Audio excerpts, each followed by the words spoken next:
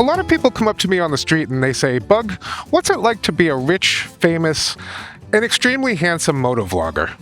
And while I'm not qualified to answer any of those questions, I figured I'd take a little time today and bring you behind the scenes and show you and tell you a little bit about what it's like to run a motorcycle channel on YouTube. Why you'd care, I have no idea. Stick around.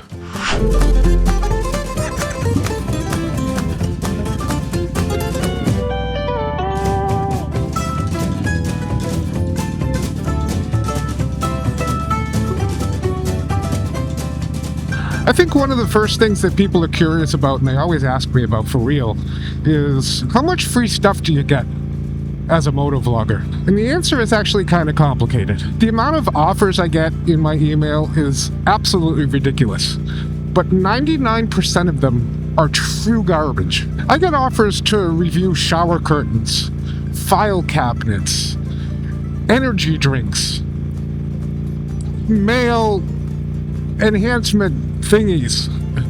I don't know. I get so many offers to test these CarPlay Android devices for your handlebars that I would need 45 motorcycles to even come close to trying them all. I don't really want to try any of them except for the ones that I already have, which I really like. Right now I have 3 products on my bench that I'm really looking forward to spending some time with, but I've been really busy over the past few weeks and I haven't had time to really make any content around them. I've got this new product from Hex Innovate called the Easy Can. Now, I can't tell you exactly what it's called. It's a new product and it's under embargo until they release it, but it's very cool. It basically snaps into the Royal Enfield Himalayan with a wiring harness. Really easy. It took me about 10 minutes after I, got over the shock of having to do electrical work on my bike.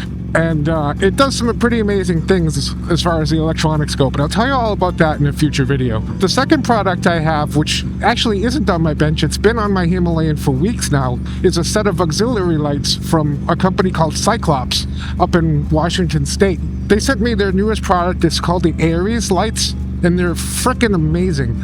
I can't wait to tell you all about them. But again, I just haven't had time to put anything together. And the third product is this thing called an Indomate. It basically gets wired into your blinkers and makes a ticking sound in your ear when you hit the directionals. That might sound a little ridiculous, but I've had it before and it's amazing. And if you know the Royal Enfield Himalayan, you know that, well, the indicator lights on the dash are pretty much unseeable. So this is really going to help me not drive down the road with my blinkers going. I can't wait to tell you all about that stuff, but I just haven't had time. But those are 3 products from maybe, 300 that I've been offered since the beginning of this year that I actually really cared about taking a look at and I thought you'd be interested in. The rest of it's just garbage. So I'm not over here, hoarding some really amazing stuff because I'm a motovlogger. It's slim pickings, my friends. The next big question or assumption I get is you must make a lot of money doing this, right? Because you have 22,000 plus subscribers and sometimes you get 300,000 views on a video. You must be raking in the dough. Well, let me tell you something. That is not exactly the case.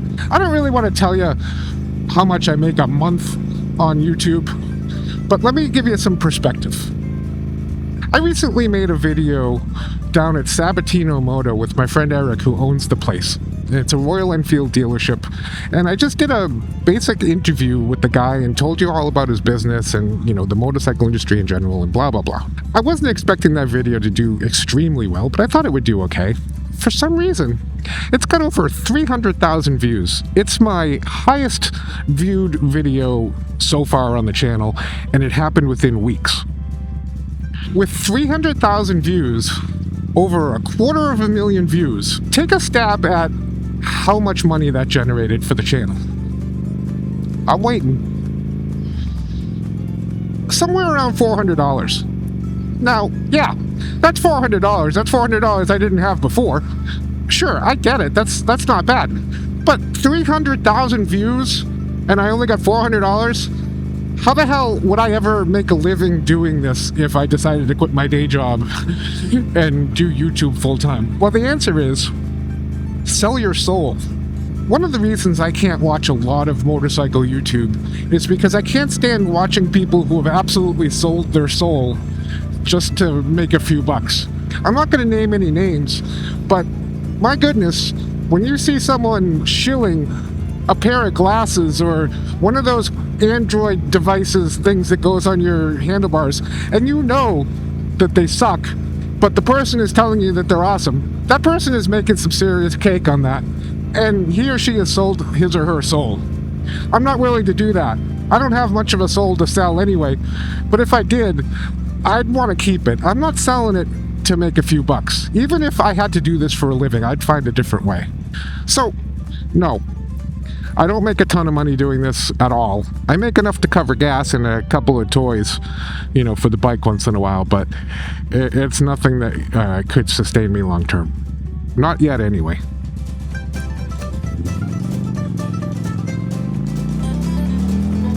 One of the negatives of running a motorcycle YouTube is that everything that you do is under a microscope. That's the kind of thing that comes with building an audience and a community.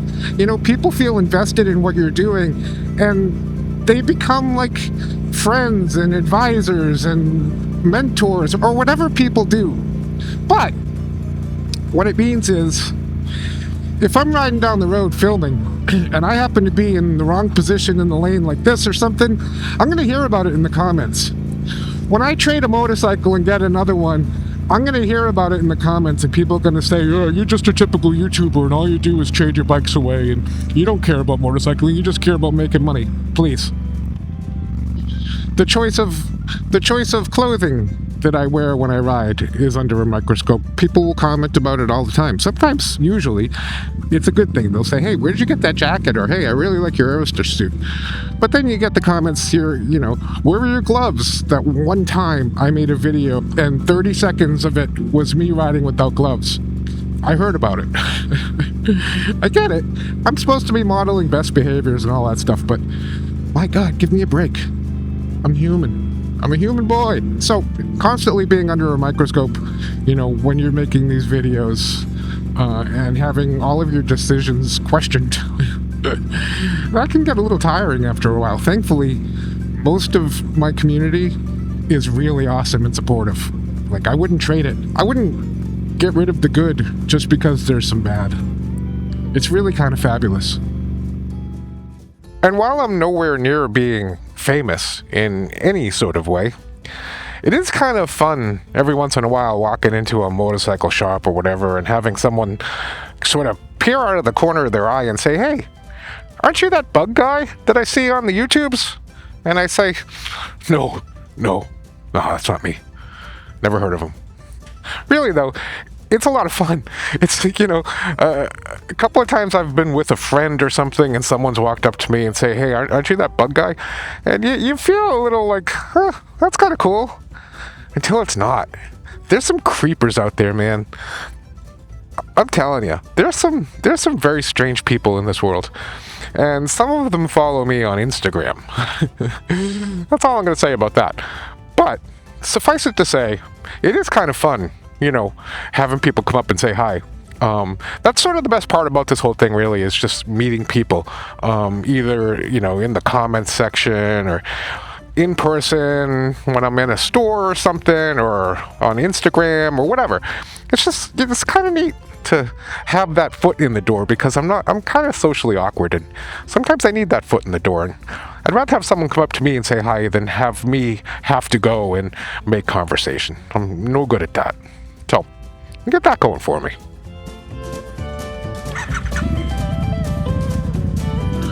One of the things that kind of sucks about this whole thing is having to compete with these younger dude bros. Do you know what I'm talking about? I'm not gonna name any other motovloggers that you might know, like Chase on Two Wheels or whatever, but my God, when did we get to the point where everything is bro and blah blah blah? You ever see one of those motorcycle YouTubers that's kind of like, dude, bro, that bike is sick. I could pop some dank nooners on that bitch. Dude, bro.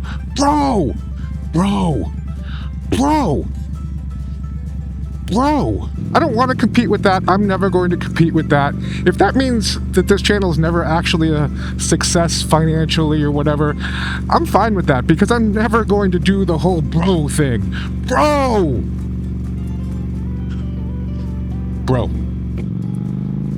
One of the other things that's really hard to deal with in running a motorcycle YouTube channel, or probably any YouTube channel for that matter, is how unpredictable everything is about it.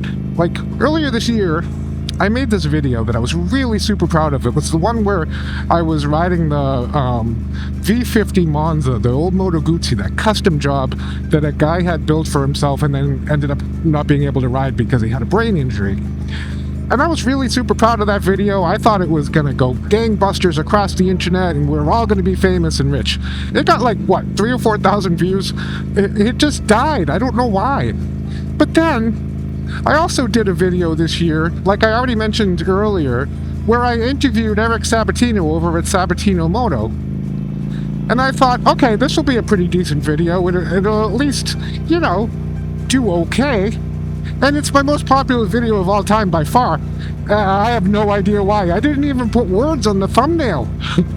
I put a thumbnail up, it's just a picture of Eric and some bikes. And it got 300,000 views. I can't predict it. I don't know. I have no idea why. There's no rhyme or reason to it. And it's one of the big reasons why I could never see myself really doing this full time, although I would love to. How do you sleep at night not knowing if tomorrow you're going to wake up with, you know, $10,000 in your AdSense account or $2 in your AdSense account? It's within your control to a certain extent. You can make good content. You can make good thumbnails. You can do good search engine optimization on the titles and the descriptions and stuff like that. But if a video's going to flop, it's going to flop. That's what I've learned. I don't know. If anyone out there knows what the secret is to making videos that are successful, I'm all ears. I'll pay you. Like $10. That's all I got. Anyway, I guess if you're considering starting a motorcycle YouTube channel or whatever, and you want some advice, take this away. Don't ever do this for the money, the fame and fortune, or any of that. Do it because it's a creative outlet, something that makes you happy. The only reason I make these videos is because I need a creative outlet. I work a very technical job during the day, but I'm a very creative person, and I need this outlet to sort of keep my brain functioning at a level where I need it to function. And that's why I do this stuff. I do it because I need that creative outlet. I need to feel like I'm part of a community, and sometimes it's easier to just build your own community than it is to go out and try to integrate yourself into someone else's community. I think for the core group of folks who stick around and watch these videos and comment and all that stuff, we've built something really cool here. I'm hoping it grows, but I only hope it grows because I want more folks to come in and experience the community. I really don't, at the end of the day, care about numbers and money. I'm not motivated by money. I never have been. I never will be. I'm motivated by doing something good and feeling good about doing it. And that's the only reason I'm here. You know, I get some free stuff every once in a while, and that's cool. But the real reason I'm here, the only reason anyone in my position anyway should start a motorcycle YouTube channel, or any YouTube channel for that matter, is because you love it. I absolutely love doing this. It's so much fun. I've been doing this, including my scooter channel, for like 3 years now, and I certainly haven't hit the big time, but I've hit big time enough where I feel like I'm pretty happy where I am. Cool things are happening. I feel like we're coming together as a community, and I don't know, I'm just having a ball. So, thank you all for watching. That's just a little bit of a insight into the life of a mediocre motovlogger here on YouTube. Speaking of mediocre, check out this video over here. I hear it's pretty mediocre, and I'll catch you on the next one.